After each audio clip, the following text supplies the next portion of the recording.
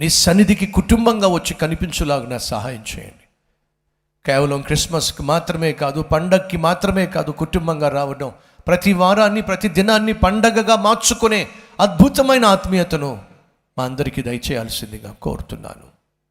రక్షక, నీ సన్నిధిలో మేము చేస్తున్న ప్రార్థన ఆలకించి మా కల్వరి టెంపుల్ సంఘంలో ఉన్న సభ్యులను దర్శించి ఎవరైనా అనారోగ్యంతో బాధపడుతున్నట్లయితే వారికి సంపూర్ణ స్వస్థతను దయచేసి, ఆర్థిక సమస్యల్లో ఉన్నట్లయితే నాయన వారిని ఆశీర్వదించి, భర్తను పోగొట్టుకొని, భార్యను పోగొట్టుకొని, బిడ్డను పోగొట్టుకొని నాయన దిగులుతో ఉన్నటువంటి వారికి ఆదరణ అనుగ్రహించి, ఉద్యోగం పోగొట్టుకొని, వ్యాపారాన్ని పోగొట్టుకొని నలిగిపోతున్న వారికి నాయన నీవే మార్గమును చూపించి, వివాహ వయసు వచ్చినప్పటికీ వివాహం కాక బాధపడుతున్న యవ్వన బిడ్డలకు చక్కని సంబంధాన్ని అనుగ్రహించి, గర్భఫలము లేని దంపతులను దర్శించి శ్రేష్టమైన ఫలాన్ని అనుగ్రహించి, వారి కోరికను మన్నించి వారి హృదయాన్ని ఆనందముతో నింపవలసిందిగా కోరుతున్నాను. ఏ సమస్యతో వచ్చారో, ఏ కష్టంలో వచ్చారో, ఏ బాధలో వచ్చారో నాయన నీకు తెలుసు కదా. ప్రతి సమస్యకు నువ్వే పరిష్కారం కదా. కాబట్టి నీతోనే చెప్పుకుంటున్నావు, నీ మీదే ఆధారపడుతున్నావు, నిన్నే నమ్ముకున్నావు, కనికరించమని. నాతో మాతో ఈరోజు సూటిగా స్పష్టంగా మాట్లాడి మీ నామాన్ని ఘనపరచుకోమని యేసు నామం పేరట వేడుకుంటున్నాం తండ్రి, ఆమెన్. మనం చేసిన ప్రార్థన దేవుడు ఆలకించాడు, నమ్ముతున్నారా అండి?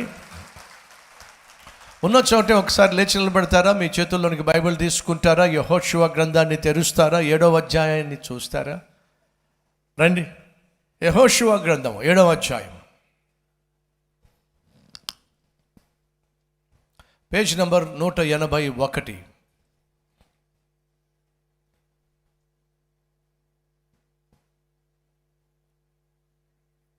మొదటి 9 వచనాలు చదవబోతున్నాం కాబట్టి కొంచెం స్పీడ్గా నాతో పాటు చదివే ప్రయత్నం చేయాల్సిందిగా కోరుతున్నాను. యెహోషువ 7వ అధ్యాయము 1 నుంచి 9 వచనాలు. అందరం కలిసి. శపితమైన దాని విషయంలో ఇశ్రాయేలీయులు తిరుగుబాటు చేసిరి. ఎట్లనగా యూదా గోత్రములో జరహు ముని మనవడును, జబ్ది మనవడును, కర్మీ కుమారుడునైన ఆకాను శపితము చేయబడిన దానిలో కొంత తీసుకొనెను గనుక యెహోవా ఇశ్రాయేలీయుల మీద కోపించెను. యెహోషువ, మీరు వెళ్ళి దేశమునకు వేగు చూడడని చెప్పి బేతేలు తూర్పు దిక్కున బేతేవెను దగ్గరనున్న హాయి అను పురమునకు ఎరుకో నుండి వేగుల వారిని పంపగా, వారు వెళ్ళి హాయి పురమును వేగు చూచి యెహోషువ యొద్దకు తిరిగి వచ్చి, జనులందరినీ వెళ్ళనీయకము, 2-3 వేల మంది వెళ్ళి హాయిని పట్టుకొనవచ్చును. జనులందరూ ప్రయాసపడి అక్కడికి వెళ్ళనేలా, హాయి వారు కొద్దిగానున్నారు కదా అని అనిరి. కాబట్టి జనులలో ఇంచుమించు 3,000 మంది అక్కడికి వెళ్ళిరి గాని వారు హాయి వారి ఎదుట నిలువలేక పారిపోయారు. అప్పుడు హాయి వారు వారిలో 36 మనుషులను హతము చేసిరి. మరియు తమ గవిని యొద్ద నుండి షెబారీము వరకు వారిని తరిమి మోరాదులో వారిని హతము చేసిరి. కాబట్టి జనుల గుండెలు కరిగి నీరైపోయాను. యెహోషువ తన బట్టలు చింపుకొని తానును ఇశ్రాయేలుల పెద్దలను సాయంకాలము వరకు యెహోవా మందసమునెదుట నేల మీద ముఖములు మోపుకొని తమ తలల మీద ధూళి పోసికొనుచు, అయ్యో ప్రభువా యెహోవా, మమ్మను నశింపచేయునట్లు అమోరీయుల చేతికి మమ్మను అప్పగించుటకు ఈ జనులను ఈ యొర్దాను నీవెందుకు దాటనిచ్చితివి? మేము యొర్దాను అవతల నివసించుట మేలు. ప్రభువా కనికరించుమో. ఇశ్రాయేలీయులు తమ శత్రువుల ఎదుట నిలువలేక వెనుక తిరిగినందున నేనేమి చెప్పగలను? కనానీయులను ఈ దేశం నివాసులందరూ విని మమ్మను చుట్టుకొని మా పేరు భూమి మీద ఉండకుండా తుడిచివేసిన ఎడల ఘనమైన నీ నామమును గూర్చి నీవేమి చేయుదు అని ప్రార్థింపగా. చాలు. పరిశుద్ధుడు అయిన తండ్రి, చదివినటువంటి ఈ లేఖన భాగంలో నుండి నాతో మాతో సూటిగా స్పష్టంగా మాట్లాడమని యేసుక్రీస్తు నామం పేరిట వేడుకుంటున్నాం తండ్రి, ఆమెన్. ప్రభు అయిన యేసుక్రీస్తు దివ్య నామం పేరట మీ అందరికీ షలోం. దయచేసి మీ స్థలాల్లో కూర్చోవలసిందిగా కోరుతున్నాను. ఈ కరోనా రాక మునుపు చక్కగా మీ చుట్టూ ఉన్న వారికి మీరు షేక్ హ్యాండ్ ఇచ్చి షలోం అని చెప్పేవాళ్ళు, ఒకరి చెయ్యి ఒకరు పట్టుకొని ప్రార్థన చేసేవాళ్ళు. ఈ కరోనా మహమ్మారి వల్ల మనం చెయ్యి కలపడానికి కూడా లేకుండా అయిపోయింది. అంతేకాకుండా కలిసి మనం ఒకరి చెయ్యి ఒకరు పట్టుకొని ప్రార్థన చేయలేకపోయాం. కానీ మనం అందరం ప్రార్థన చేద్దాం, దేవుడు కనికరించి మళ్ళా ఒకరి చెయ్యి ఒకరు పట్టుకొని ఒకరి కొరకు ఒకరు భారము కలిగి ప్రార్థించే అద్భుతమైన దినాలు మనకు రావాలని చెప్పి ప్రార్థన చేద్దాం. అంతేకాకుండా మరలా ఏదో కొత్త వైరస్ వస్తుందని, మళ్ళా కొత్త కరోనా ఏదో వస్తుందని ప్రపంచ దేశాలు ప్రమాద గడియలు రాబోతున్నాయి అని చెప్పి చెప్తూ ఉన్నారు. ఇప్పటి నుంచే మనం ప్రార్థన చేద్దాం. దేవుడు మహాకనికరాన్ని కృపను చూపించి మరొక్కసారి ప్రపంచము వణికించబడకుండా అతలాకుతలం కాకుండా దేవుడు కనికరించులాగున మనం అందరం ప్రార్థన చేయాల్సిన బాధ్యత మన మీద ఉంది. కాబట్టి కల్వరి టెంపుల్ సంగమా ప్రతిదినం మనం మన దేశం కోసం, మన రాష్ట్రాల కోసం, క్షేమం కోసం ప్రార్థించబద్ధులమై ఉన్నాము అనే విషయాన్ని మర్చిపోకండి. మోషే చనిపోయాడు. యెహోషువతో దేవుడు మాట్లాడాడు. యెహోషువ, నా సేవకుడైన మోషే మృతి పొందెను గనుక నీవు లేచి ఇశ్రాయేలీయులకు ముందుగా నడిచి నేను వాగ్దానం చేసినటువంటి భూమిలోనికి వీరిని నడిపించుటకు మోషే తరువాత నాయకునిగా నిన్ను నేను ఏర్పరచుకున్నాను. భయపడవద్దు, జడియవద్దు, నేను నీకు తోడై ఉంటాను. నీవు అడుగు పెట్టిన స్థలమును నేను నీకు అప్పగిస్తాను. నీ ఎదుట ఏ జనము నిలబడకుండా నేను చేస్తాను. నేను నీకు ఇచ్చినటువంటి ధర్మశాస్త్రమును నీవు చదవాలి, ధ్యానించాలి, బోధించాలి. ఆ ధర్మశాస్త్రము ప్రకారము నీవు జీవించాలి. ఫలితంగా నేను నీకు తిరుగు లేకుండా చేస్తాను. ఇదంతా కూడా యెహోషువతో దేవుడు చెప్పాడు. మొదటి అధ్యాయము మొదటి నుంచి కొన్ని వచనాలు మీరు చదివినట్లయితే నేను చెప్పిన సారాంశాన్ని మీరు చూస్తారు. యెహోషువ దేవుడు చెప్పిన మాటను నమ్మాడు, బాధ్యతను స్వీకరించాడు. దేవుడు చెప్పినట్టుగా చేసుకుంటూ వెళ్తున్నాడు. వాగ్దాన భూమిలో అడుగు పెట్టాలి అంటే యోర్దాను నది దాటాలి. యోర్దాను నదికి ఆనుకొని ఉన్నది ఒక బహుశక్తివంతమైనటువంటి పట్టణము. ఆ పట్టణము పేరు యెరికో. ఆ యెరికో పట్టణము గొప్ప ప్రాకారములు కలిగిన పట్టణము.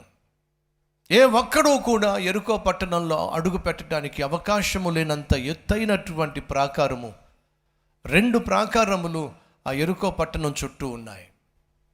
యెరికోని జయిస్తే తప్ప వాగ్దాన భూమిలో అడుగు పెట్టడం సాధ్యం కాదు. కాబట్టి దేవుడు సెలవిచ్చాడు, యోర్దాను నది దాటి యెరికోను జయించి వాగ్దాన భూమిలో అడుగు పెట్టండి. ప్రియ సహోదరి సహోదరులు, యెరికో అనగా లోకం. లోకంలో ఉన్నది నేత్రాశ, శరీరాశ, జీవపు డంబం. ఈ నేత్రాశ, శరీర ఆశ, జీవపు డంబము ఈ 3 ఎవరిలో ఉంటవో వారిలో దేవుడు ఉండే ఛాన్స్ లేదు. లోకము పాపమునకు సాదృశ్యం, దేవుడు పరిశుద్ధతకు సాదృశ్యం. పరిశుద్ధుడైనటువంటి దేవుడు పాపిష్టి మనిషిలో హృదయంలో జీవించడం సాధ్యం కాదు. పాపము పరిశుద్ధత 2 కలిసి ఉండడం సాధ్యం కాదు. వెలుతురు చీకటి 2 కలిసి ఉండడం సాధ్యం కాదు. నీళ్లు నూనె 2 కలవడం సాధ్యం కాదు. మీరు వాగ్దాన భూమిలో అడుగు పెట్టాలి అంటే మొదటిగా యెరికో పట్టణాన్ని మీరు జయించాలి. పరలోకంలో మనం అడుగు పెట్టాలి అంటే మనం పాపాన్ని జయించాలి. నేత్రాశ అనగా నేత్రాల్లో ఉన్నటువంటి పాపం, కళ్ళల్లో ఉన్నటువంటి కామం. శరీర ఆశ అనగా శరీర ఇచ్ఛ. ఈ శరీరాన్ని సంతోషపరచడానికి మనిషి తలపెట్టే తలంపులు కావచ్చు, చూసే దృశ్యాలు కావచ్చు, చేసే పాపిష్టి పనులు కావచ్చు, జయించాలి. జీవపు డంబము అనగా గర్వము. నీ గురించి నువ్వు చాలా ఎక్కువగా ఊహించుకుంటూ ఉంటావు, తలస్తూ ఉంటావు, నువ్వేదో పైనుంచి ఊడిపడినట్టుగా మాట్లాడుతూ ఉంటావు. నీ మాటల్లో గర్వం కనిపిస్తుంది, నీ నడకలో గర్వం కనిపిస్తుంది, నీ చెప్పేటటువంటి కబుర్లలో గర్వం కనిపిస్తుంది, బడాయి కనిపిస్తుంది. నాశనానికి ముందు గర్వం నడుస్తుందట, ఘనతకు ముందు వినయం నడుస్తుందట. కాబట్టి గర్వముతో జీవించే వాళ్ళు ఎప్పటికీ కూడా వర్ధిల్లడం సాధ్యం కాదు, పరలోకానికి చేరడం సాధ్యం కాదు. దేవుడు చెప్పాడు, యెరికో పట్టణాన్ని నాశనం చేసేసేయండి, వాగ్దాన భూమిలో అడుగు పెట్టండి అని చెప్పి ఒక మాట అన్నాడు. యెరికో పట్టణము నాశనం కాబోతుంది. నేను చెప్పినట్టుగా మీరు చేయండి, యెరికో పట్టణం కూలిపోతుంది. నేను చెప్పినట్టుగా మీరు చేయండి, యెరికో పట్టణం కూలిపోతుంది. దేవుడు చెప్పినట్టుగా మనం చేస్తే యెరికో పట్టణం కూలిపోతుంది. అంటే అర్థం ఏంటి తెలుసా? మన జీవితంలో సైతాను నిర్మించినటువంటి పాపిష్టి జీవితం నిలువునా కూలిపోతుంది ఎప్పుడు వాక్యానుసారంగా మనం జీవిస్తే. ఈరోజు మనలో అనేక మంది జీవితాల్లో సైతాను గూడు కట్టుకొని నివసిస్తున్నాడు. వాక్యం వింటున్న సహోదరి సహోదరుడా, నీ జీవితంలో సైతాను స్థావరము వేసుకొని సింహాసనం కట్టుకొని నీలో నివసిస్తున్నాడు. కాబట్టి వాడు చెప్పినట్టుగా నువ్వు చేస్తున్నావు. వాడు నీలో ఉన్నాడు గనుక, నీలో స్థిర నివాసం చేస్తున్నాడు గనుక, వాడు నిన్ను నడిపిస్తున్నాడు గనుక, వాడు కూర్చోమంటే నువ్వు కూర్చుంటున్నావు, వాడు తాగమంటే నువ్వు తాగుతున్నావు, వాడు తిరగమంటే నువ్వు తిరుగుతున్నావు, తిట్టమంటే తిడుతున్నావు, తన్నమంటే తంతున్నావు. ఇది నీ తంతు. ఎందుకో తెలుసా? సైతాను నీలో స్థిర నివాసం చేస్తున్నాడు. ఎవరిలో సైతాను ఉంటాడో వారిలో దేవుడు ఉండడు, ఎవరిలో దేవుడు ఉంటాడో వారిలో సాతాను ఉండడు. ఈరోజు నా ప్రశ్న, నువ్వు ఆత్మానుసారంగా జీవిస్తున్నట్లయితే నువ్వు పరలోకానికి వెళ్తున్న వ్యక్తివి. నువ్వు శరీరానుసారంగా జీవిస్తున్నటువంటి వ్యక్తి అయినట్లయితే నరకపు పొలిమేరలో తిరుగుతున్న వ్యక్తివి. నా మాట నీకు అర్థమైందా? నువ్వు సైతాను చెప్పినట్టుగా నువ్వు చేస్తున్నట్లయితే నువ్వు నరకపు పొలిమేరల్లో తిరుగుతున్నావు. దేవుడు చెప్పినట్టుగా నువ్వు చేస్తున్నట్లయితే పరలోకపు దారిలో నువ్వు ప్రయాణం చేస్తున్నావు. ఆనాడు దేవుడు యెరికో పట్టణమును గూర్చి సెలవిచ్చింది ఏమిటంటే, నేను చెప్పింది మీరు చెయ్యండి, యెరికో కూలిపోతుంది. దేవుడు చెప్పినట్టుగా మనం చేస్తే, వాక్యానుసారంగా మనం జీవిస్తే సైతాను స్థావరాలు కూలిపోతాయి. నీ జీవితంలో సైతాను నిర్మించినటువంటి పాపిష్టి పట్టణాలు కూలిపోతాయి, పాపిష్టి అలవాట్లు కూలిపోతాయి, పాపిష్టి కోరికలు కూలిపోతాయి. అదే దేవుడు కోరుతున్నాడు. దేవుడు చెప్పినట్టుగా ఇశ్రాయేలీయులు చేశారు. ఫలితంగా యెరికో పట్టణం కూలిపోయింది, సంపూర్ణంగా కూలిపోయింది, నేలమట్టం అయిపోయింది, సమాధి అయిపోయింది. అదే దేవుడు కోరుతున్నాడు. నీ జీవితంలో ఉన్నటువంటి పాపము సమాధి కావాలి. సైతాను నీ జీవితంలో కట్టినటువంటి పాపిష్టి స్నేహాలు కూలిపోవాలి, పాపిష్టి సరదాలు కూలిపోవాలి, త్రాగుబోతుల విందులు నీ జీవితంలో ఉండడానికి వీల్లేదు, అవి కూలిపోవాలి. ఏదైతే పాపంగా నువ్వు గుర్తిస్తావో, ఏ పాపమైతే నువ్వు అలవాటు ప్రకారం చేస్తున్నావో అది నీ జీవితంలో కుప్పగూలిపోవాలి. అది దేవుడు కోరుతున్నాడు. అది ఎలా సాధ్యం? వాక్యము వల్ల సాధ్యం, వాక్యాన్ని క్రియల్లో పెట్టడం వల్ల సాధ్యం. దేవుడు చెప్పాడు, మీరు చేయాల్సిందంటూ ఏమీ లేదు. యెరికో పట్టణం ఎంత బలంగా కనిపిస్తున్నా, అది మీరు జయించలేరు అని మీకు అనిపిస్తున్నా, మీరు చేయాల్సిందల్లా ఒకటే, ఆ యెరికో పట్టణం చుట్టూ 7 మార్లు ప్రదక్షిణ చేయండి. That's enough. మీకు అసాధ్యంగా కనిపించవచ్చు యెరికోను జయించటం. ఈరోజు మనలో కూర్చున్న అనేక మందికి అనిపిస్తుంది, బ్రదర్ నాకు అసాధ్యంగా కనిపిస్తుంది. ఏమిటి? ఆ అలవాటు విడిచిపెట్టడం. నాకు అసాధ్యంగా కనిపిస్తుంది. ఏమిటి? ఆ పాపిష్టి క్రియను విడిచిపెట్టడం. నాకు అసాధ్యంగా కనిపిస్తుంది. ఏమిటి? ఆ అబద్ధాలు చెప్పడం మానడం. నా నోరును కుదురుగా పెట్టుకోవడం, నా కళ్ళను కుదురుగా పెట్టుకోవడం, నా తలంపులను కుదురుగా పెట్టుకోవడం, నా కోరికలను అదుపులో పెట్టుకోవడం నాకు అసాధ్యంగా కనిపిస్తుంది. ఎస్, ఆ రోజు ఇశ్రాయేలీయులకు అసాధ్యంగా కనిపించింది యెరికో పట్టణాన్ని కూల్చివేయటం. కానీ దేవుడు చెప్పింది ఏమిటంటే, యెరికో పట్టణం కూలాలి అంటే మీ తెలివితేటల వల్ల యెరికో పట్టణం కూలదు. మరి ఏం చేయమంటావు ప్రభువా? నా మాట వింటే చాలు, మీరు నా మాటకు లోబడితే చాలు. నా మాట మీరు విన్నప్పుడు ఎరుకో పట్టణం కూలిపోతుంది. మీరు ఏం చేయాలయ్యా అంటే ఆ ఎరుకో పట్టణం చుట్టూ ప్రదర్శనలు చేయండి. బూరలు పట్టుకోండి, ఆ బూరలు ఊదుతూ ఎరుకో పట్టణం చుట్టూ మీరు తిరగండి. అదేంటి ప్రభువా, ఎరుకో పట్టణం చుట్టూ మేము తిరిగితే ఎరుకో కూలిపోతుందా? నా మాట వింటే ఆ వినేవాడికి సమస్తము ఏమిటి సాధ్యం. నా మాట విను, నా మాటను నమ్ము. నా మాట విని నమ్మేవాడికి సమస్తము సాధ్యం. ఏం జరిగింది? దేవుని మాటకు విలువిచ్చారు, దేవుని మాటకు లోబడ్డారు, దేవుడు చెప్పింది చేశారు. జరిగింది ఏమిటి? ఎరుకో పట్టణము, ఎరుకో ప్రాకారము అమాంతంగా కూలిపోయిందండి. ఆశ్చర్యపోయారు ఇశ్రాయేలీయులు.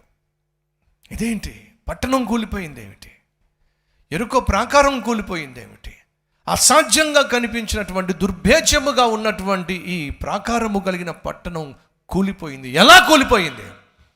దేవుని మాట మనం విన్నాం కాబట్టి కూలిపోయింది. ప్రియ సహోదరి సహోదరులు, ఈరోజు నీ జీవితంలో చాలా అసాధ్యాలు ఉన్నాయి. నా వల్ల కాదు, నా వల్ల కాదు, నా వల్ల కాదు అని నువ్వు అంటున్నావు. కానీ దేవుని వాక్యాన్ని నువ్వు చదువు, దేవుని వాక్యాన్ని నువ్వు ధ్యానించు, దేవుని వాక్యానుసారంగా నువ్వు జీవించు. ఏం జరుగుతుంది? అసాధ్యంగా ఉన్నటువంటి దాన్ని నువ్వు సాధ్యపరచుకోగలవు. ఈరోజు ఈ వాస్తవాన్ని నువ్వు గ్రహించినట్లయితే ఇక్కడి నుంచి అయినా వాక్యాన్ని ప్రతిరోజు చదువు. ఒక 30 నిమిషాలు వాక్యం చదివే ప్రయత్నం చేయి. ఒక 30 నిమిషాలు ప్రభు సన్నిధిలో ప్రార్థన చేసే ప్రయత్నం చేయి. మొదటి గడియ దేవునికి ఇచ్చే ప్రయత్నం చేయి. అసాధ్యాలను దేవుడు ఏ విధంగా సాధ్యపరుస్తాడో నువ్వే గ్రహించగలుగుతావు. నువ్వు చేయాల్సిందల్లా ఒక 30 నిమిషాలు బైబిల్ చదవటానికి సమయాన్ని కేటాయించు. టీవీ చూడడానికి సమయం ఉంది, సీరియళ్ళు చూస్తున్నావు, సెల్ ఫోన్లో అస్తమాను cell phone cell phone cell phone cell phone. ఒక్కసారి నీ సెల్ ఫోన్లో ఎంతసేపు నువ్వు సెల్ ఫోన్ వాడావు, యూట్యూబ్ కొరకు ఎంతసేపు వాడావు, వాట్సాప్ గురించి ఎంతసేపు వాడావు, లేక ఏమేమి యాప్స్ ఉన్నాయో ఒక్కొక్క యాప్ కొరకు నువ్వు ఎంత సమయం వాడావో డీటెయిల్డ్గా నీకు ప్రతిరోజు కనిపిస్తుంది. నీకు తెలుసో తెలియదో, ఈరోజు సగటు మనిషి సెల్ ఫోన్ని 7 అవర్స్ నుంచి 8 అవర్స్ వాడుతున్నాడట మహానుభావుడు. సగటు 7 గంటల నుంచి 8 గంటల సేపు. అదేమిటో ప్రతి నిమిషం ఒక్కసారి సెల్ ఫోన్ను చూడాల్సిందే. ప్రతి నిమిషం నువ్వు ఉద్యోగం చేస్తున్నా పక్కకు చూడాల్సిందే, ప్రయాణం చేస్తున్నా చూడాల్సిందే, బస్సులో కూర్చున్నా అస్తమాను సెల్ ఫోన్. ఇది మనిషి ఈరోజు సెల్ ఫోన్కి అడిక్ట్ అయిపోయాడు. భర్త లేకుండానే సరే భార్యలు బ్రతకగలరు, కానీ సెల్ ఫోన్ లేకపోతే బ్రతికే ఛాన్స్. అమ్మ మీరేమనుకోకండి, ఒకసారి ఇలా ప్రశ్నిస్తాను, మీకు మీ ఆయన కావాలా సెల్ ఫోన్ కావాలా? వాడేందుకు, నాకు సెల్ ఫోన్ ఉంటే చాలు. మరి మీ సంగతి ఏమిటి? ఒకవేళ మీకు ఈ ఆప్షన్ ఇస్తే సెల్ ఫోన్ కావాలా, మీ ఆవిడ కావాలా? మాట్లాడరేమండి? అలా చెప్పగలిగిన ధైర్యం కూడా మాకు లేదు బ్రదర్. అవునా? తండ్రి కావాలా సెల్ ఫోన్ కావాలా అడగండి కొడుకునే. పైకి అంటాడు, పైకి మీరే కావాలి, లోపల సెల్ ఫోన్ కావాలి. అది ఈరోజు పరిస్థితి. సహోదరి సహోదరులు, సెల్ ఫోన్కి సమయం ఇస్తున్నావు, కానీ దయచేసి విను. ఆ సెల్ ఫోన్ నీ ఆత్మీయ జీవితాన్ని పెంపొందిస్తుందా, నీ ఆత్మీయతను పాడు చేస్తుందా? ఒక్కసారి ఆలోచించు. నువ్వు కలిగి ఉన్న సెల్ ఫోన్ నీ ఆత్మీయతను పెంపొందిస్తుందా, నీ ఆత్మీయతను పాడు చేస్తుందా? ఏమంటారు? ఎంతమంది ఈరోజు నాతో ఒప్పుకుంటారు, బ్రదర్ వాస్తవంగా సెల్ ఫోన్ ఆత్మీయతను పెంపొందించటం కంటే ఆత్మీయతను పాడు చేస్తుంది, అది వాస్తవం అనవచ్చు. చూపిస్తారా? ఆహా, మీరు ఎంత మంచి చూడండి, మీ అంతటా మీరే ఒప్పుకుంటున్నారు సెల్ ఫోన్ నా ఆత్మీయతను పాడు చేస్తుంది. మరి పాడు చేస్తున్న దాంతో పడుకుంటావు, పాడు చేస్తున్న దాన్నే పట్టుకుంటావు, పాడు చేస్తున్న దానికోసమే పరుగులు తీస్తావు. జయించాలి. ఓ భక్తుడు సెలవిచ్చాడు, నీ జీవితంలో జయాన్ని నువ్వు చూడాలి అంటే మొదటిగా నువ్వు కప్పుకున్న దుప్పటి పైన నీకు విజయం కావాలి అన్నాడు. అది ఒకప్పుడు మాట. సోమరితనాన్ని జయించాలి అంటే మొదటిగా నువ్వు చేయాల్సింది ఏంటి తెలుసా? నువ్వు కప్పుకున్న దుప్పటిని జయించాలి. ఆ దుప్పటిని పక్కన పడేసి లేచావంటే సోమరితనాన్ని జయించగలవు. ఈరోజు చాలామందికి ఆ దుప్పటిని కూడా జయించటం, ఆ మీద లాక్కుంటూ ఉంటారు, ఇంకా మీదకి లాక్కుంటూ ఉంటారు, ఇంకా మీదకి లాక్కుంటూ ఉంటారు. దుప్పటిని కూడా నువ్వు జయించలేకపోతున్నావు. ఈరోజు అంతకంటే ప్రమాదకరమైనది దాపురించినది సెల్ ఫోన్. బ్రతకగలవా సెల్ ఫోన్ లేకుండా ఒక 1 వీక్? నీ వల్ల అవుతుందా? అంతగా సైతాను సెల్ ఫోన్ని నీ జీవితానికి ముడిపెట్టేశాడు, బంధం ఏర్పాటు చేసేసాడు. బైబిల్ లేకుండా బ్రతకగలను కానీ సెల్ ఫోన్ లేకుండా బ్రతకలేను అనే స్థాయికి నేను తీసుకెళ్ళిపోయాడు. క్షేమం కాదు సుమా. సహోదరులు వింటున్నారా? భార్య లేకుండా బ్రతకగలను కానీ, భర్త లేకుండా బ్రతకగలను కానీ, కన్న తల్లి తండ్రి లేకుండా బ్రతకగలను కానీ సెల్ ఫోన్ లేకుండా నేను బ్రతకలేను. బైబిల్ లేకుండా బ్రతకగలను, ప్రార్థన లేకుండా బ్రతకగలను, దేవుడే లేకుండా బ్రతకగలను కానీ సెల్ ఫోన్ లేకుండా బ్రతకలేను అనే స్థితికి నిన్ను నన్ను మనల్ని సైతాను దిగజార్చి వేస్తున్నాడు. అది వాస్తవం. క్షేమం కాదు సుమా. ఈరోజు సెల్ ఫోన్ నీకు ఆత్మీయతను పెంపొందించటల్లా మరి ఆత్మీయతను పాడు చేస్తుంది. కాబట్టి ఆత్మీయతను పాడు చేసేటటువంటి సెల్ ఫోన్తో ఎంత దూరంగా ఉంటే అంత మంచిది, ఎంత తక్కువగా వాడితే అంత మంచిది. ప్రియ సహోదరులు, ఈరోజు ఒక్కొక్కరి దగ్గర 2-3 సెల్ ఫోన్స్ ఉంటున్నాయి కానీ ఒక్క బైబిల్ కూడా ఉండటం లేదు. వాస్తవమా కాదా? ఈరోజు మీరు వస్తూ మీతో పాటు సెల్ ఫోన్ తీసుకొచ్చారు కానీ బైబిల్ తీసుకురాలా. వాస్తవమా కాదా? ఎందుకని? బైబిల్ కంటే సెల్ ఫోనే బెటరు. జాగ్రత్త, సెల్ ఫోన్ నిన్ను పాతాళానికి తీసుకెళ్తుంది, బైబిల్ నిన్ను పరలోకానికి తీసుకెళ్తుంది. పాతాళానికి తీసుకెళ్లే సెల్ ఫోన్నే పట్టుకున్నావు అనుకో, అది పాతాళానికి తీసుకెళ్తుంది. కానీ పరలోకానికి తీసుకెళ్లే భక్తుడు సెలవిచ్చాడు, యవ్వన ప్రాయంలో ఈ బైబిల్ని మనం మోస్తే వృద్ధాప్యంలో ఈ బైబిల్ మనల్ని పరలోకానికి మోసుకెళ్తుంది. కల్వరి టెంపుల్ సంగమా, మీరు దేవుని మందిరానికి వస్తున్నప్పుడు బైబిల్ని మీ చేతుల్లో పట్టుకొని రావడం నిర్లక్ష్యం చేయకండి. నువ్వు బైబిల్ను పట్టుకున్నప్పుడు లోకానికి సాక్ష్యం ఇస్తున్నావు, నేను యేసుక్రీస్తు బిడ్డను అని చెప్పి. నువ్వు బైబిల్ పట్టుకొని వస్తున్నప్పుడు ఎవరో ఒక్కరు చూస్తారు, మందిరానికి రావాలి అని మందిరం కోసం వెతికేటటువంటి వాళ్ళు ఉంటారు. దగ్గరలో మంచి మందిరం ఏమైనా ఉందా? ఎన్ని సాక్ష్యాలు మనం వెళ్ళా. ఈ హఫీజ్పేట్ దగ్గర ట్రైన్లో నుంచి, లేదా మెట్రో స్టేషన్ నుంచి, లేదా మన కల్వరి టెంపుల్ దారికి పొలోమని జనం వస్తూ ఉంటే వీళ్ళందరూ ఎక్కడికి వెళ్తున్నారు అని చెప్పి ఆ జనంతో పాటు వచ్చి బ్రతుకును మార్చుకున్న త్రాగుబోతులు మనం వినలేదా? బ్రతుకులు మార్చుకున్న తిరుగుబోతులు మనం వినలేదా? బైబిల్ని పట్టుకుని వచ్చేస్తూ ఉంటే వీళ్ళందరూ ఏ మందిరానికి వెళ్తున్నారు అని చెప్పి మీతో పాటు వచ్చి జీవితాలు మార్చుకున్న వాళ్ళు ఎంతమంది సాక్ష్యం ఇవ్వలా? సో దయచేసి బైబిల్ని నామోషిగా ఫీల్ అవ్వకండి, బైబిల్ని తీసుకురావడం సిగ్గుగా ఫీల్ అవ్వకండి. పాడు చేసే మొబైల్ ఫోన్ని ఎంతో అందంగా అలంకరిస్తున్నారే, బాగు చేసే ఈ పరిశుద్ధ గ్రంథాన్ని చేతబట్టుకోవడం ఎప్పుడు కూడా సిగ్గుగా భావించకండి. ఇక నుంచి నేను కల్వరి టెంపుల్కి వస్తున్నప్పుడు ఖచ్చితంగా నా చేత్తో బైబిల్ తీసుకొస్తాను అన్నవారు ఒకసారి చూపిస్తారా? Yes, thank you dear friends, thank you so much. నా మాట లోబడండి, నేను చెప్పినట్టుగా చేయండి, ఎరుకో పట్టణం కూలిపోతుంది. దేవుడు చెప్పినట్టుగానే 7 సార్లు వారు ఎరుకో చుట్టూ తిరిగారు, బూరలు ఊదారు, ఎరుకో ప్రాకారములు కూలిపోయినాయి. ఎలా సాధ్యమైంది? దేవుని మాట వినడంలో శక్తి ఉంది. సహోదరుడా, దేవుని మాట విను, ఈ వాక్యం చెప్పినట్టుగా చెయ్యి, నీ జీవితం బాగుపడుతుంది, నీ బ్రతుకు అద్భుతంగా ఉంటుంది. సందర్భం వచ్చింది, మళ్ళీ చెప్తున్నా. కుట్టు మిషన్ కావాలని చెప్పి ఆమె ఒక కుట్టు షాప్కి వెళ్ళింది, కుట్టు మిషన్ అమ్మే షాప్కి వెళ్ళింది. రకరకాల కుట్టు మిషన్లు ఉన్నాయి. ఒకటి చాలా అద్భుతంగా కుడుతుంది, రకరకాల దారాలు, రకరకాల డిజైన్లు, ఎంబ్రాయిడరీ ఇవన్నీ చేస్తూ ఉంటే చాలా సంతోషించింది. ఈ కుట్టు మిషన్ కావాలి అని చెప్పి అడిగింది, డబ్బులు పే చేసింది. అతడు సీల్డ్ ప్యాక్ ఇచ్చాడు, ఆటోలో పెట్టాడు.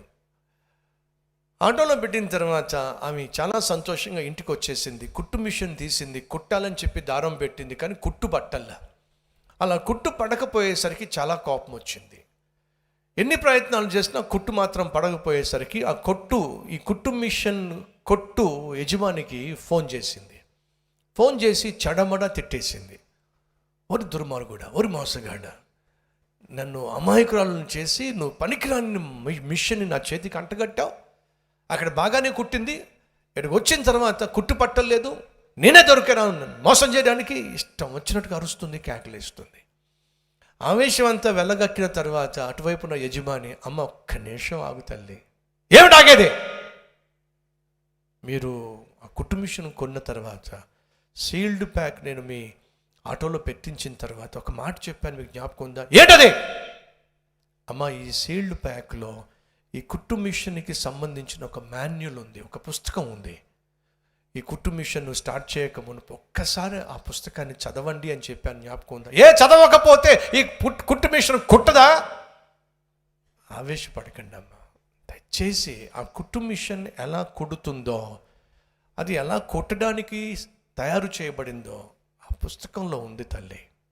కొంచెం సమయం కేటాయించి ఆ కుట్టు మిషన్ సంబంధించిన పుస్తకాన్ని ఒక్కసారి చదవండి. చదివిన తర్వాత నీ సంగతి చూస్తా. అలాగే తల్లి గబగబా ఆ పుస్తకం తీసింది. ఆ పుస్తకంలో కుట్టు మిషన్ని తయారు చేసినటువంటి వ్యక్తి, ఈ కుట్టు మిషన్ని ఎందుకు తయారు చేశాను, ఎలా తయారు చేశాను, ఈ కుట్టు మిషన్ ఏ విధంగా కుడుతుంది, అలా కుట్టాలంటే ఏం చేయాలి, చక్కగా ఒక్కొక్క పేజీలో వివరిస్తూ వెళ్ళాడు. 4 దారాలు, ఒకవేళ 4 రంగులు కావాలంటే 4 దారాలు పెట్టడానికి నేను ఫెసిలిటీ ఇచ్చాను. ఈ 4 దారాలు ఈ చోట పెట్టాలి, ఈ 4 దారాలు ఈ విధంగా టెన్షన్స్ పెట్టుకోవాలి, ఈ విధంగా సెట్టింగ్ చేసుకోవాలి. ఇవన్నీ వివరంగా చెప్పుకుంటూ వెళ్ళాడు. నేను చెప్తున్న ప్రకారం మీరు ఇప్పుడు దారం పెట్టండి, ఎన్ని దారాలు పెట్టాలి అన్ని దారాలు పెట్టండి, వివరంగా చెప్పుకుంటూ వెళితే ఆ వివరంగా చెప్పుకున్న ప్రకారం ఈ దారాలు పెట్టుకుంటూ సెట్టింగ్ చేసుకుంటూ ఆ టెన్షన్స్ పెట్టుకుంటూ ఇప్పుడు కుట్టడం మొదలు పెడితే ఎంత అద్భుతంగా కుట్టడం మొదలు పెట్టిందో, ఎంత సంతోషించిందో, ఎంత ఆనందించిందో. ప్రియ సహోదరి సహోదరుడు, మనిషిని సృష్టించింది నా ప్రభు అయిన యేసుక్రీస్తు. మనిషిని సృష్టించిన దేవుడు ఆ మనిషి ఎలా జీవించాలో, ఎలా ఫలించాలో, ఎలా వర్ధిల్లాలో దేవుడు తెలియచేస్తూ మనిషి జీవితానికి సంబంధించిన మాన్యువల్, మనిషిని దేవుడు ఎందుకు సృష్టించాడో, ఎలా సృష్టించాడో, మనిషిగా బ్రతకాలంటే ఎలా జీవించాలో తెలియచేసే దేవుడిచ్చిన మాన్యువల్ పరిశుద్ధ గ్రంథం. ఈ పరిశుద్ధ గ్రంథాన్ని నువ్వు చదవకపోతే దేవుడు నీ పట్ల కలిగిన ఉద్దేశాలు ఏమిటో, తలంపులు ఏమిటో, ప్రక్రియ ఏమిటో నీకు అర్థం కాదు. కాబట్టి నీ జీవితం అస్తవ్యస్తంగా ఉంటుంది, అర్ధరహితంగా ఉంటుంది, అధ్వాన్నంగా ఉంటుంది, అంధకారంగా ఉంటుంది.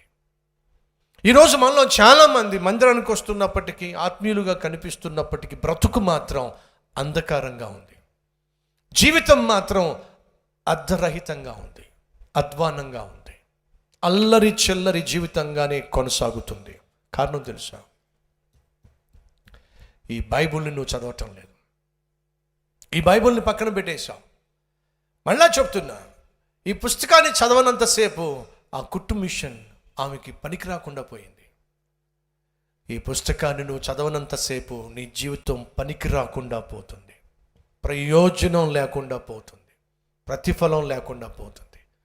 ఎప్పుడైతే ఆ కుట్టు మిషన్కి సంబంధించిన పుస్తకం తను చదివిందో, ఎంత సంబరపడిపోయిందో, ఎంత సంతోషపడిపోయిందో, ఎంత సంతోషాన్ని ఆ కుట్టు మిషన్ ఇచ్చిందో.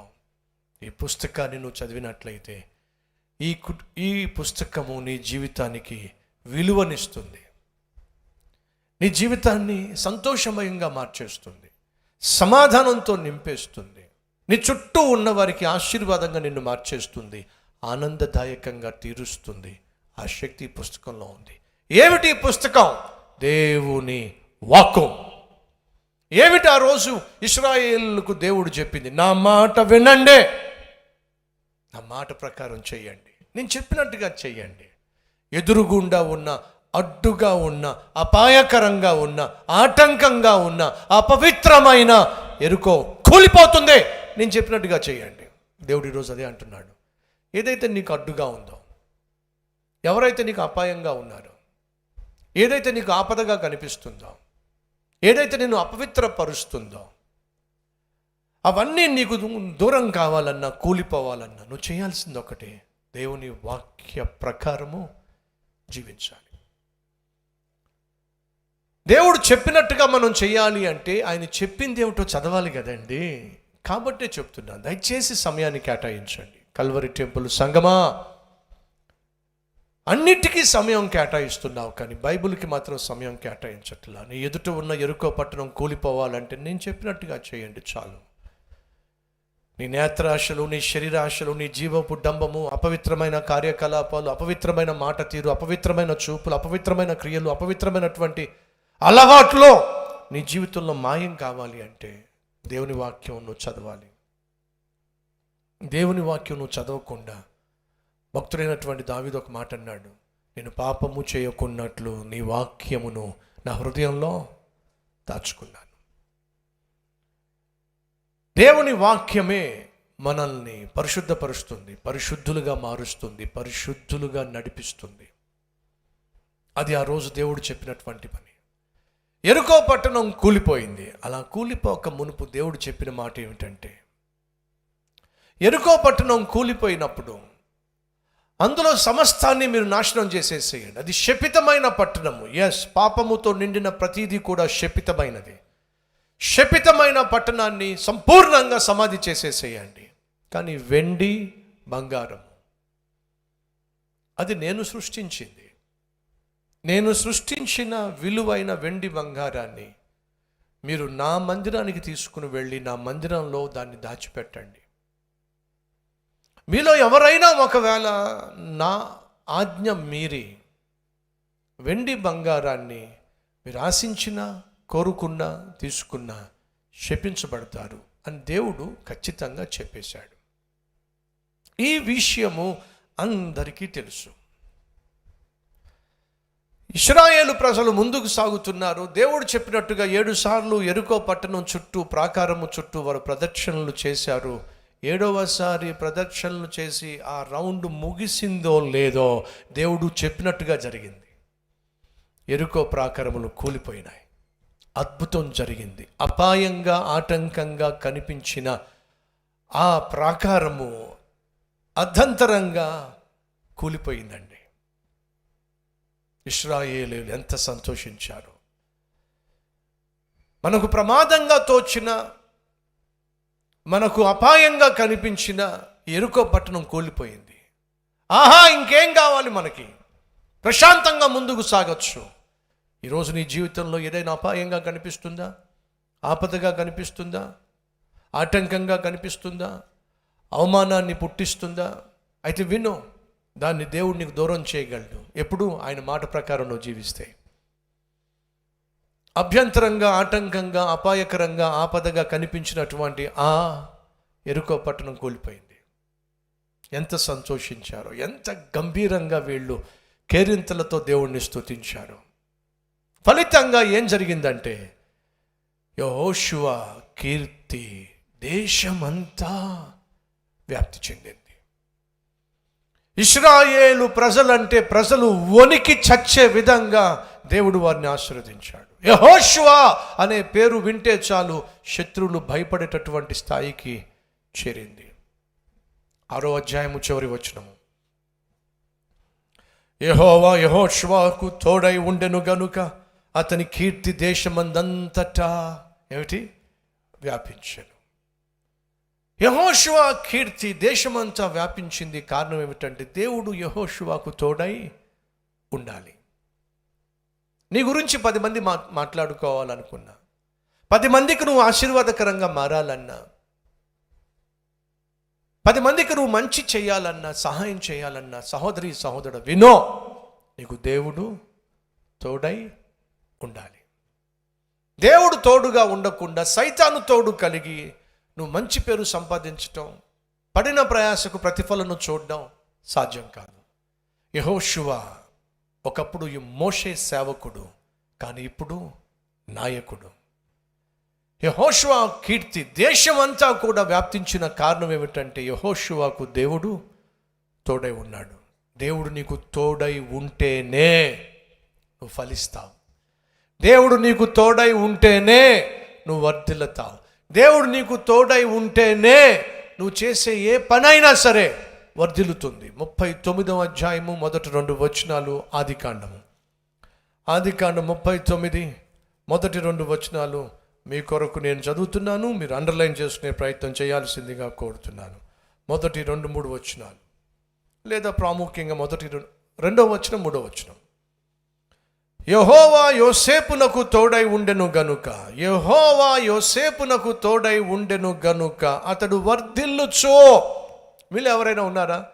నేను వర్ధిల్లాలని ఆశపడుతున్నాను, నా చదువులో నేను వర్ధిల్లాలి, నా ఉద్యోగంలో నేను వర్ధిల్లాలి, నా వ్యాపారంలో నేను వర్ధిల్లాలి, ఒక ఇల్లాలిగా వర్ధిల్లాలి, నా కుటుంబం వర్ధిల్లాలి, నా బిడ్డలు వర్ధిల్లాలి, ఆశించే వాళ్ళు ఎవరైనా ఉంటే ఒకసారి చేయి చూపిస్తారా? నేను వర్ధిల్లాలని ఆశపడుతున్నాను అన్నవారు.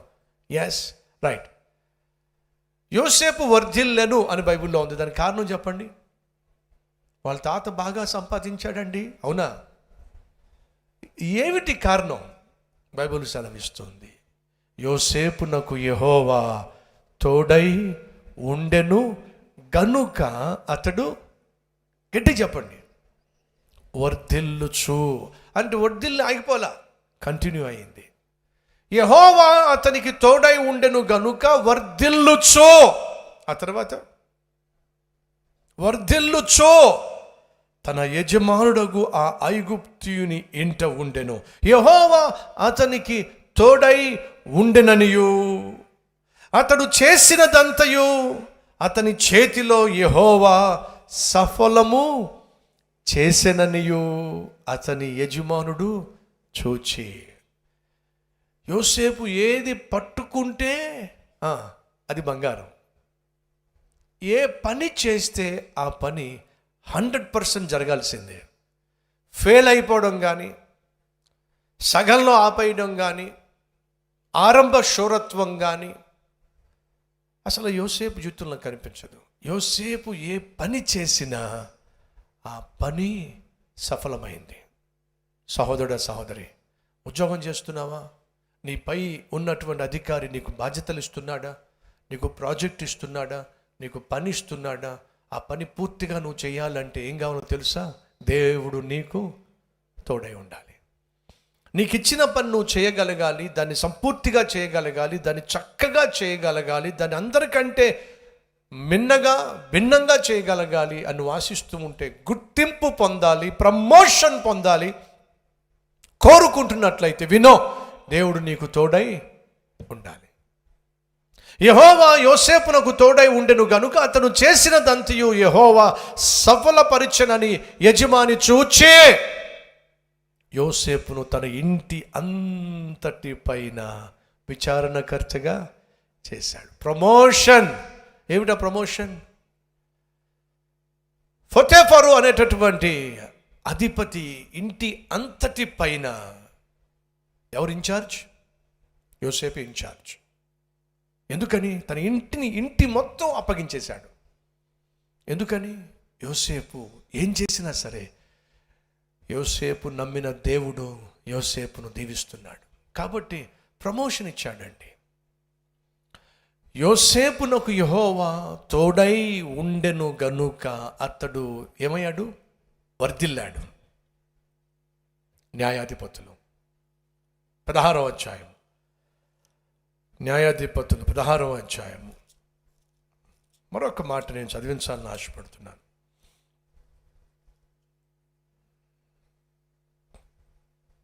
20వ వచనం, 21వ వచనము, 214వ పేజీ నంబర్. న్యాయాధిపతులు 16, 20, 21. ఆమె, సంసోను, ఫిలిష్తీయులు నీ మీద పడుచున్నారనగా అతడు నిద్ర మేలుకొని ఎప్పటినట్లు నేను బయలుదేరి వెడజిమ్ముకొందును అనుకొనెను. అయితే యెహోవా తనను ఎడబాసెనని అతనికి తెలియలేదు. ఇక్కడేమో చెప్పండి, యెహోవా సంసోనును వదిలేసెను. యెహోవా సంసోనును వదిలేశాడు. మరి అక్కడ యెహోవా యోసేపునకు తోడై ఉన్నాడు. తోడై ఉంటే ఏం జరిగింది? వర్ధిల్లాడు. మరి వదిలేస్తే సంసోను జీవితం ఏమైంది? చదువుతున్నాను. యెహోవా అతనిని వదిలేశాడు. అప్పుడు ఎప్పుడు? యెహోవా సంసోనును వదిలేసినప్పుడు ఫిలిష్తీయులు అతన్ని పట్టుకొని అతని కన్నులు ఊడదీసి గాజాకు అతన్ని తీసుకుని వచ్చి ఇత్తడి సంకెళ్ళ చేత అతన్ని బంధించిరి. అతడు బందీగృహంలో తిరగలి విసురువాడాయను. ఎవరు తెలుసు ఇతను? సంసోను. ఎవరు సంసోను? బహు బలాఢ్యుడు. గాడిద దవడ ఎముక తీసుకొని 1000 మంది ఫిలిష్తీయులను ఒక్క దెబ్బతో చంపేశాడు. బాహుబలాఢ్యుడు సంసోను అని పేరు చెప్తే చాలు ఫిలిష్తీయులు పారిపోయేవాళ్ళు. అంత బలాఢ్యుడు ఏమయ్యాడో తెలుసా? అదే ఫిలిష్తీయుల చేతిలో బందీ అయిపోయాడు. అదే ఫిలిష్తీయులు సంసోను కళ్ళు ఊడబికేశారు. అదే ఫిలిష్తీయులు సంసోను ఒళ్ళో హూనం చేసేశారు. సంకెళ్ళ చేత బంధించేశారు. తిరగలి విసిరేవాడిగా చేశారు. ఏమిటి కర్మ? ఎందుకు ఈ కర్మ? కారణం తెలుసా అండి? సంసోన్ని దేవుడు వదిలేశాడు. ఎందుకు వదిలేశాడు? సంసోను అమ్మాయిల పిచ్చి పట్టి దేవునికి ఇష్టం లేని పనులు చేస్తూ ఉంటే దేవుడు చూడలేకపోయాడు. అయ్యా అమ్మ వింటున్నావా? దేవునికి ఇష్టం లేని పనులు మనం చేసినప్పుడు దేవుడు చూడలేక వదిలేశాడు అనుకోండి, మనం దిక్కులేని వారం అయిపోతాం. మనం దౌర్భాగ్యులుగా మిగిలిపోతాం. మనం దరిద్రులుగా మిగిలిపోతాం. సంసోను లాంటి మహాబలాఢ్యుడే దిక్కుమాలిన వాడైపోయాడండి. దౌర్భాగ్యుడిగా మిగిలిపోయాడండి. దరిద్రునిగా ఫిలిష్తీయుల చేతిలో బందీ అయిపోయాడండి. కారణం తెలుసా? దేవుడు సంసోన్ని వదిలేశాడు. ఎందుకు వదిలేశాడో తెలుసా? పైన చూద్దాం రండి. న్యాయాధిపతులు మరొకసారి వెనక్కి వెళ్దాం. 16వ అధ్యాయము ముగించేస్తున్నాను. దేవుడు తోడుగా ఉంటే ఏమవుతుంది? దేవుడు విడిచిపెడితే ఏమవుతుంది? ఎందుకు దేవుడు ఆ సంసోన్ని వదిలేశాడు? 19వ వచనము. ఆమె తన తొడ మీద అతన్ని నిద్రపుచ్చి, సంసోను ఎక్కడ పడుకున్నాడో తెలుసా? ఒక వేశ్య ఇంటికి వెళ్ళి వేశ్య ఒడిలో పడుకున్నాడు. దేవుడు చూశాడు, తట్టుకోలేకపోయాడు. సంసోను ఎవరో తెలుసా? వాగ్దాన పుత్రుడు. సంసోను ఎవరో తెలుసా? ప్రతిష్ఠించబడినవాడు, ప్రత్యేకించబడినవాడు, పరిశుద్ధపరచబడినవాడు, ప్రభువు కొరకు జీవించవలసినవాడు. ఏమయ్యాడు? అమ్మాయిల పిచ్చిలో పడి ఒక వేశ్య ఒడిలో పడుకున్నాడు. దేవుడు చూశాడు. నా వల్ల కాదు సంసోను, నాకు ఇష్టం లేని పనులు చేస్తున్నావు, నన్ను ఏడిపించేస్తున్నావు. నిన్ను చూసిన ప్రతిసారి నేను నా గుండెలు బాదుకుంటున్నాను. సంసోను, నన్ను ఏడిపించేస్తున్నావు, ఇక లాభం లేదు సంసోను, నేను నిన్ను వదిలేస్తున్నాను. వదిలేశాడండి. ఎప్పుడైతే సంసోను దేవుడు వదిలేశాడో, సంసోను శత్రువు చేతిలో బందీ అయిపోయాడండి. కానీ దయచేసి వినండి, యోసేపు దేవుణ్ణి రోజు కూడా బాధ పెట్టలా. సంసోనుకు వచ్చిన అవకాశమే యోసేపు కూడా వచ్చింది. యోసేపు ఎక్కడ అమ్మాయిలో కూడా సంసోను పడాల్సి వచ్చింది. అమ్మాయిలో కూడా సంసోను పడాల్సి వచ్చింది. కానీ యోసేపు అమ్మాయిలో కూడా పడలా, అమ్మాయే యోసేపు కూడా పడింది. అయినా సరే యోసేపు ఖచ్చితంగా చెప్పేశాడు. ఏమిటది? ఇంతటి ఘోరమైన దుష్కార్యమో నా దేవుని ఎదుట నేను చేయను. ఫలితము యోసేపు దేశాన్ని పాలించేవాడిగా వర్తిల్లాడు. సహోదరి సహోదరులు, ఆనాడు యెహోషువకట దేవుడు తోడై ఉన్నాడట. ఫలితము అతని పేరు, అతని కీర్తి దేశమంతా వ్యాపించింది. దేవుడు నీకు తోడుగా ఉంటే నువ్వు వర్ధిల్లుతావు. దేవుడు నీకు తోడుగా ఉంటే నువ్వు హెచ్చించబడతావు. దేవుడు నీకు తోడుగా ఉంటే నువ్వు మంచి పేరు సంపాదిస్తావు. దేవుడు నీకు తోడుగా ఉన్నట్లయితే నీ కుటుంబం ఆశీర్వదించబడుతుంది, నీ ఉద్యోగం ఆశీర్వదించబడుతుంది, నువ్వు చేసే వ్యాపారం దీవించబడుతుంది. ఆ దేవుడు నీకు తోడుగా ఉండాలంటే ఏం చేయాలి? దేవునికి నువ్వు ఇష్టడిగా జీవించాలి. యోసేపు దేవునికి ఇష్టడిగా జీవించాడు. దేవునికి బాధ పుట్టించే ఏది కూడా తన జీవితంలో జరగకుండా జాగ్రత్త పడ్డాడు. ఫలితము యోసేపునకు యెహోవా తోడై ఉండెను గనుక అతడు చేసిందంతా కూడా వర్తిల్లింది. అది ఎవరు చూశారు? తన చుట్టూ ఉన్నవారు చూశారు. పైపెచ్చు యజమాని చూశాడు. ఏం చేశాడు? యోసేపును బహుగా హెచ్చించాడు. ఆ తర్వాత దేవుడు యోసేపును ఏం చేశాడు? దేశాన్నే పాలించేవాడిగా హెచ్చించాడు. యెహోషువ ఎవరో తెలుసా మీకు? మోషే దగ్గర సేవకుడు, మోషేకు సహాయకుడు, మోషే దగ్గర ఒక సర్వెంట్. కానీ యెహోషువ దేవుణ్ణి కలిగి జీవించాడు. ఫలితంగా మోషే చనిపోయిన తర్వాత యెహోషువను దేవుడు నాయకుడిని చేశాడు. ఇప్పుడు యెహోషువ కీర్తి దేశం అంతా వ్యాప్తి చెందే విధంగా చేశాడు. యెహోషువకు తిరుగు లేకుండా చేశాడు. యెహోషువ ఏ దేశం మీదకు యుద్ధానికి వెళితే ఆ దేశం మీద దేవుడు విజయాన్ని ఇచ్చాడు. కానీ ఓ రోజు వచ్చింది, ఓ రోజు రానే వచ్చింది. యెహోషువ అర్థంతరంగా, అతి దారుణంగా, అతి హీనంగా ఓడిపోయాడు. యెహోషువ సైన్యము ఓడిపోయింది. అపజయము ఎరుగనటువంటి యెహోషువ అర్థంతరంగా, అతి దారుణంగా ఓడిపోయాడు. ఎప్పుడైతే తాను ఓడిపోయాడో, ఎప్పుడైతే తన సైన్యం ఓడిపోయిందో, యెహోషువ తల్లడిల్లిపోయాడు, అల్లాడిపోయాడు.